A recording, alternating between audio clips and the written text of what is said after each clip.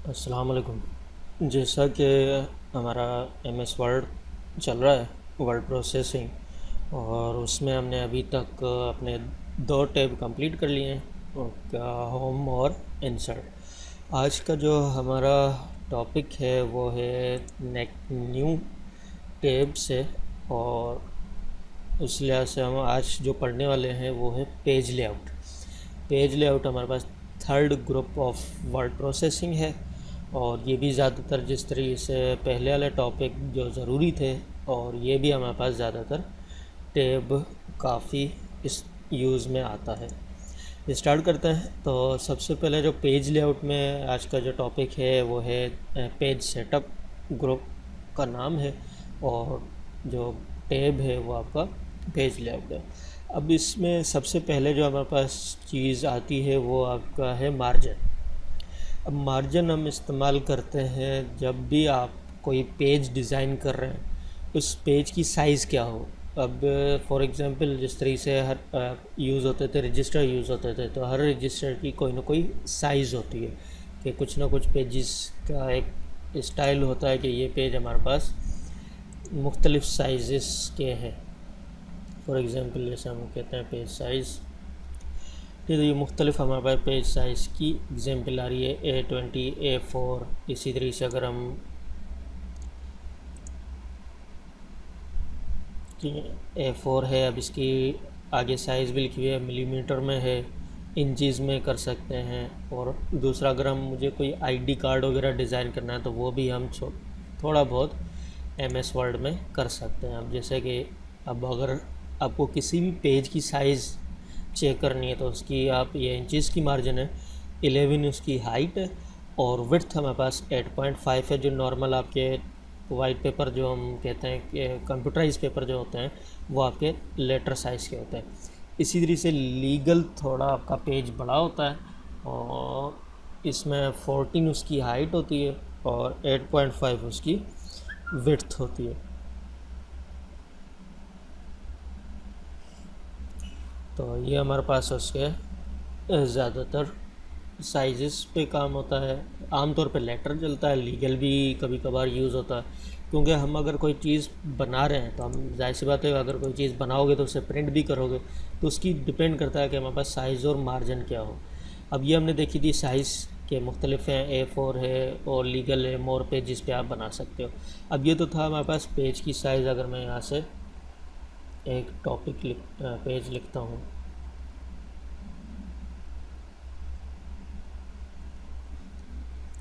तो ये प्रीव्यू देखते हैं तो ये मेरे पास 3 पेजेस पे आ रहे हैं, और इसकी साइज़ जो है अभी लेटर है। अगर मैं यही A4 करूँ, ठीक है, तो A4 थोड़ा सा इसकी साइज़ हमारे पास क्या हुई,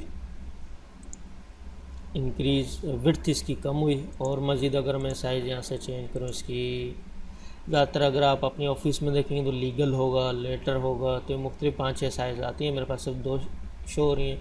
अब यही अगर मैं मार्जिन पे चला जाऊँ तो ये देखें, मार्जिन हमारे पास इसकी जो हमने अभी यहाँ देखी थी, विड्थ और हाइट 8 और 11। अगर मैं यहाँ लीगल चाह रहा हूँ तो 14 और 8.5 भी कर सकता हूँ। यहाँ से मैंने इसकी हाइट जो है वो मैंने यहाँ से की 14, और विड्थ जो है वो मैंने यहाँ से सेट कर दी इसकी 8.5। अब पहले ये कितने 3 पेज थे, अब जाहिर सी बात है अगर पेज की हाइट बढ़ेगी तो पेज कम होगा।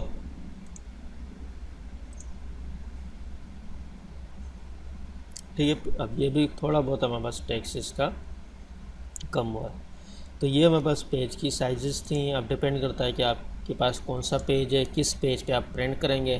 क्यों, अगर ज़्यादातर हम ये भी करते हैं कि जो कलर पेजेस होते हैं, या आपने एग्जांपल देखी होगी एफिडेविट वगैरह होते हैं, तो एफिडेविट में भी तो प्रिंटिंग होती है। पहले जो एफिडेविट बनते थे वो ज़्यादातर हैंड राइटिंग में बनते थे। आजकल हमारे पास जो एफिडेविट्स हैं या स्टैम्प पेपर हैं वो भी कंप्यूटराइज बन रहे हैं, तो उनकी भी कोई ना कोई साइज़ वगैरह होती है। अब ये तो पूरा पेजेस की साइज़। अब हमारे पास आ जाती है मार्जिन।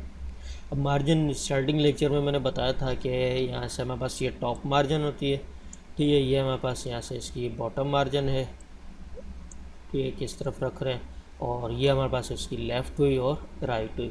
मार्जिन का ज़्यादातर यूज़ आपका होता है कि आप जो प्रिंटिंग कर रहे हैं, अब उस प्रिंटिंग में कितना किस पेज पे कर रहे हैं और कितनी मार्जिन छोड़नी है। अब एग्जांपल अगर मैंने यहाँ से एफिडेविट की दी थी, अब यहाँ से अगर मैं करता हूँ,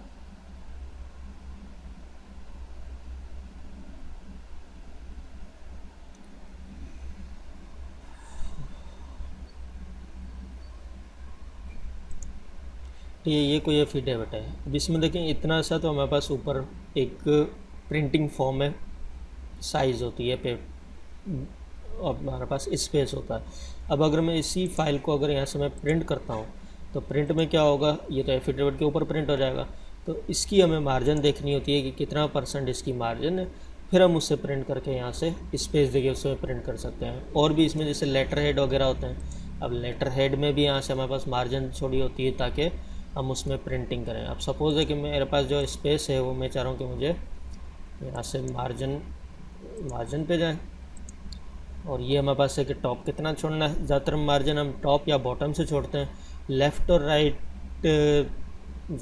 कम ही इस्तेमाल होता है कि लेफ़्ट अगर आपको एप्लीकेशन वगैरह लिखने हैं या कोई इस ज़्यादातर लेटर हेड कुछ ऐसे बने होते हैं जिसमें हमारे पास लेफ़्ट साइड भी कुछ ना कुछ टेक्स्ट लिखा होता है।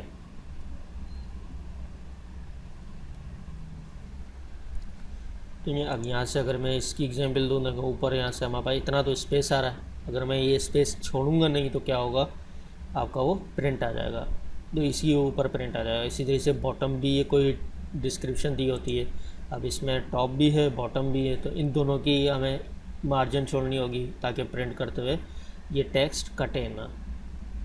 मैं कोशिश कर रहा हूँ कि आपको लेफ़्ट वाला मिल सके।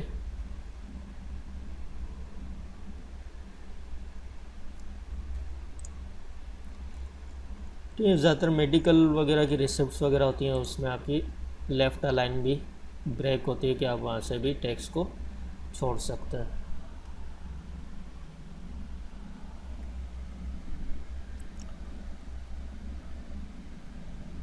फिर इस तरीके से मैं यहाँ से मार्जिन वगैरह का काम कर सकता हूँ। फिर हमारे पास आ जाता है लैंडस्केप और पोर्ट्रेट। अब इनकी दूसरी बात ये कि आप इस MS वर्ड में किसी भी इनविटेशन का भी फॉर्मेट बना सकते हैं। अब मिसाल के तौर पे सबसे पहले हमें क्या देखनी है, एक मार्जिन देखनी है। अब मैंने यहाँ से गूगल ओपन किया और इसमें लिखा मैंने इनविटेशन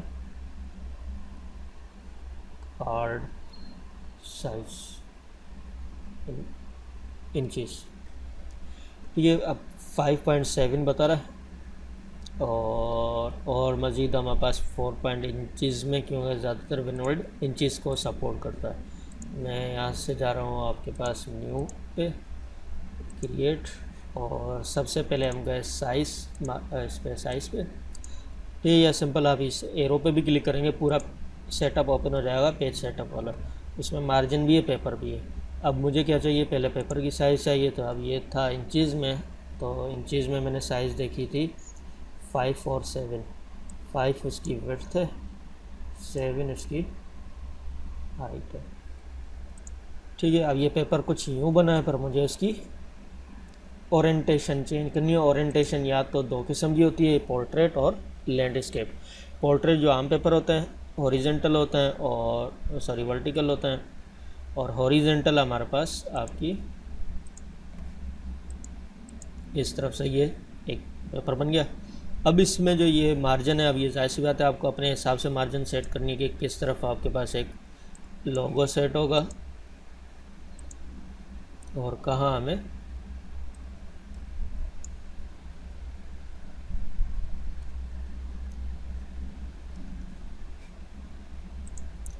अब ये टेक्स्ट आराम से आप इसमें बना सकते हैं। सिंपल हमें क्या है, बॉर्डर ऐड करना है, जो है आगे एक लैब सीरीज प्रैक्टिकल सीरीज़ में बनाऊंगा, तो उसमें मैं ये चीज़ें डिटेल से कवर करूँगा कि कौन कौन सी चीज़ आप MS वर्ड में आसानी से बना सकते हैं। तो ये सिंपल अगर मैं यहाँ से, अब ये अब आपका क्या एक साइज़ बन गई। अब इसमें आराम से आप लिख सकते हैं, जैसे यहाँ से मैंने लिखा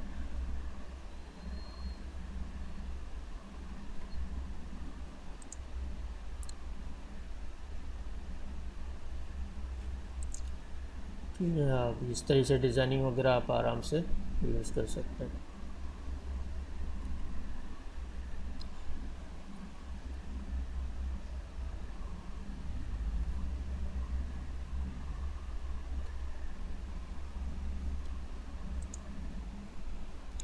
ये अब सिंपल मैंने फॉर्मेटिंग आपको यहाँ से चेंज करवा के दी है। यहाँ से भी आप कोई डिज़ाइनिंग वगैरह उठा सकते हैं और मज़ीद चेंज स्टाइल पे चले जाएं यहाँ से, और कुछ अच्छे स्टाइल हो सकते हैं होंगे।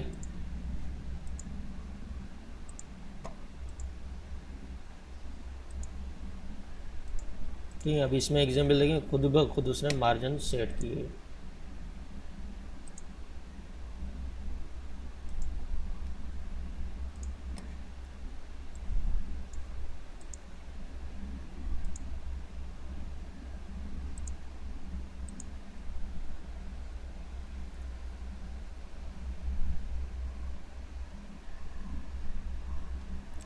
तो ये हमारे पास एक साइज़ बनी। अब ये किसी से भी आप प्रिंटिंग करवा सकते हैं। उसे अगर आप साइज़ बताएंगे कि मेरा जो कार्ड है वो 5/7 है, तो उसका ये लेटर में कहीं भी प्रिंटिंग वगैरह हो सकती है। तो और भी आईडी कार्ड वगैरह बना सकते हैं आप। इसमें बहुत सी ऐसी चीज़ें हैं जिसमें ग्राफिक्स का इतना यूज़ ना हो, बैकग्राउंड मिल जाते हैं आराम से। जो मैंने आप लोगों को स्टार्टिंग में बताया था कि जो क्लिप आर्ट फॉर्मेट होते हैं, उसमें आप बहुत आसानी से चीज़ों को यूज़ कर सकते हैं। जैसे अगर मैं कहता हूँ बॉर्डर,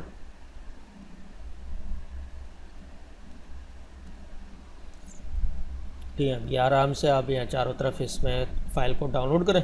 इस बॉर्डर में से सपोज ये डाउनलोड किया, अब इसमें क्लिप आर्ट फॉर्मेट है, यहाँ से रखेंगे। इसके आगे front to send to back करेंगे तो चारों तरफ आपका एक बॉर्डर आ जाएगा। तो ये चीज़ें हम यहाँ से आराम से कोई छोटी सी डिज़ाइनिंग वगैरह बना सकते हैं। तो मार्जिन क्लियर हुआ। मार्जिन ज़्यादातर इसमें बनी बनाई भी हैं। टॉप कितनी देनी है, नैरो है, मॉडरेट है, और ये डिपेंड करता है आपके टेक्स्ट आपकी डिज़ाइनिंग के ऊपर कि क्या आप चीज़ें बना रहे हैं। ओरिएंटेशन है, पोर्ट्रेट अगर बनाओगे तो सीधा आएगा, लैंडस्केप करेंगे तो हमारे पास इनविटेशन की शेप में आ जाती हैं। साइज़ वगैरह जिस तरीके से मैंने अभी एक साइज़ खुद डिज़ाइन भी की थी, और अगर आप अपने कंप्यूटर में देखेंगे तो मुख्तलिफ सी डिज़ाइनिंग इसमें शो होंगी। फिर हम आ जाते हैं कॉलम्स पे। कॉलम ज़्यादातर यूज़ होता है जिस तरीके से आपकी न्यूज़पेपर में आपने देखा होगा कि एक ही पेज में मुख्तलिफ से कॉलम बनाने हो, तो हम यहाँ से कॉलम का यूज़ करते हैं।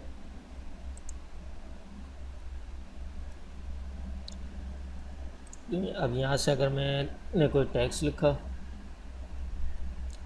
ये अब मैंने टेक्स्ट लिखा है तो मुझे चाहिए 2 कॉलम, कि पहले ये कॉलम हो फिर ये। तो सिंपल हम पेज लेआउट पे गए, कॉलम पे किया और इससे कर दिया 2। अब क्या होगा कि यहाँ से देखें आगे एक हमारे पास एक मार्जिन सेट हो गई है, और अब इसमें मैं कोई टेक्स्ट लिख सकता हूँ। अब इसका ये यूज़ होता है कि पहले आप एक कॉलम फिल करें, फिर दूसरी जगह हम कॉलम पे जा सकते हैं।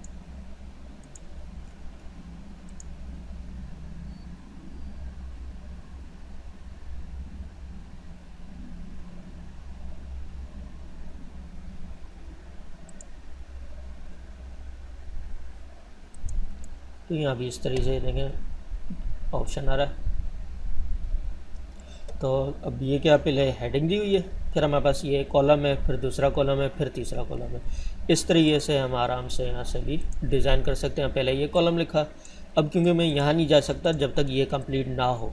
अब जैसे अगर मैं यहाँ से ये कोई टेक्स्ट लिख रहा हूँ, लिखने के बाद जैसे कि कंप्लीट होगा तो अब नेक्स्ट साइड हमारे पास टेक्स्ट चला जाएगा। प्रीव्यू पे देख सकते हैं अब ये 2 कॉलम हो गए। अब अगर मुझे 3 कॉलम चाहिए तो यहाँ से 3 भी बना सकते हैं। तो ये आप इस तरीके से ये यूज़ कर सकते हैं। तो आराम से हमारे पास टेक्स्ट आपकी कॉलम में यूज़ हो सकती है। अब जिस तरीके से उसमें हेडिंग दी थी, मुझे अगर हेडिंग अलग रखनी है तो यहाँ से अब मैंने लिखा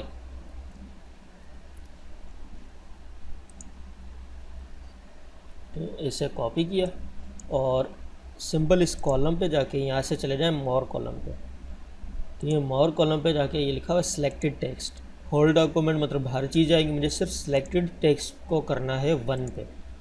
ओके, ठीक है। अब यहाँ से हमारे पास क्या हुआ, ये जो टेक्स्ट है ये सिंपल आपका एक ही हेडिंग पे सबसे टॉप पे होगा।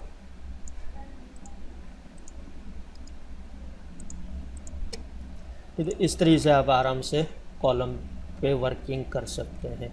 डिपेंड करता है आपके, जैसे अगर पेपर वगैरह में देखे होंगे तो वो भी ज़्यादातर इस तरीके से होते हैं, 2 कॉलम वगैरह, या फर्स्ट ईयर इंटर में आपने नोट्स देखे होंगे वो भी कॉलम्स में बनते हैं। तो इस तरीके से हम इसमें कॉलम वगैरह में यूज़ कर सकते हैं। ठीक है, कॉलम क्लियर हुआ। अब इसके बाद हमारे पास ब्रेक आ जाता है। ब्रेक में अब जिस तरीके से मैंने इसमें कहा था कि शर्त ये थी कि पहले एक कॉलम फिल होगा फिर दूसरा कॉलम फिल होगा, पर मैं चाह रहा हूँ कि मुझे एक ही वक्त पे यूज़ चाहिए, कि मैं चाह रहा हूँ कि एक इधर लिखा, अब इधर लिखना है, अब इधर लिखना है। तो अब वैसे तो क्लिक नहीं हो रहा, तो उसके लिए हमने ब्रेक पे गए और इससे किया कॉलम। अब क्या होगा, दूसरी साइड चला गया। तो ये इसी तरीके से अगर मुझे फिर न्यू कॉलम चाहिए, फिर ब्रेक पे गए, कॉलम करेंगे तो फिर यहाँ से इस साइड चले जाएंगे। तो ये हमारे पास डिपेंड करता है, कॉलम ब्रेक करता है। वैसे जो हमने यहाँ से ब्रेक किया था, पेज ब्रेक या ब्लैंक, ये पूरा एक पेज बना रहा था। अब अगर मैं यहाँ से पेज ब्रेक करता हूँ, एक न्यू पेज आ जाएगा, पर मुझे कॉलम चाहिए था तो उसके लिए सिंपल यहाँ से कॉलम करेंगे तो दूसरी साइड चला जाएगा। लाइन नंबरिंग चाहिए तो यहाँ से सिंपल आप लाइन नंबर यूज़ कर सकते हैं। इस तरीके से लाइनिंग नंबर, हमें पता हो कि आपने कितना टेक्स्ट लिखा है, तो वो चेक करने के लिए हम लाइन नंबर भी यूज़ कर सकते हैं। हर पेज में दूसरा स्टार्ट हो न्यू, तो वहाँ से स्टार्ट कर सकते हैं। हाइफन, ये जिस तरीके से बुक्स वगैरह में आपने देखा होगा, कोई जगह कम होती है तो वो आगे डैश आ जाता है, बाकी हिस्सा हमारे पास नीचे है। तो इसी तरीके से हाइफन का यूज़ है, ऑटोमेटिक किया। अब देखें गैलरीज इतना है, आगे स्पेस कम था तो उसने क्या किया, बाकी टेक्स्ट नीचे रख लिया।